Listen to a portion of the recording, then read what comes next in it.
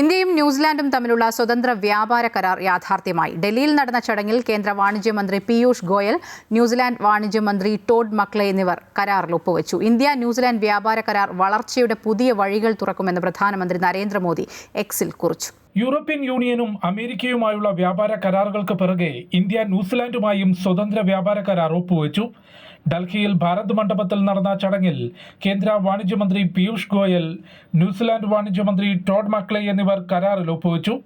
$20 billion നിക്ഷേപ പദ്ധതിയാണ് കരാറിലൂടെ ലക്ഷ്യം വെക്കുന്നതെന്ന് കേന്ദ്ര വാണിജ്യമന്ത്രി പീയൂഷ് ഗോയൽ പറഞ്ഞു.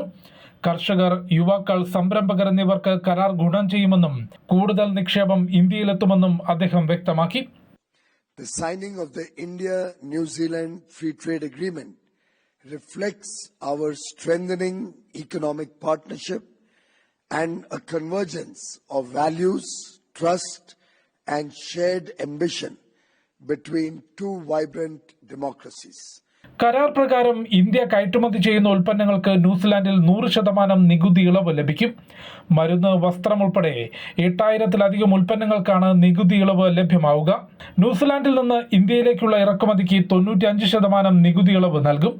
വിദ്യാഭ്യാസം, സാങ്കേതികവിദ്യാ മേഖലകളിൽ സഹകരണം കൂടുതൽ മെച്ചപ്പെടുത്തും. ന്യൂസിലാൻഡുമായുള്ള വ്യാപാര കരാർ ചരിത്രത്തിന്റെ ഭാഗമാണെന്നും കരാറിലൂടെ വളർച്ചയ്ക്ക് പുതിയ വഴികൾ തുറക്കുമെന്നും പ്രധാനമന്ത്രി നരേന്ദ്രമോദി എക്സിൽ കുറിച്ചു. അമൃത ന്യൂസ്, ന്യൂഡൽഹി.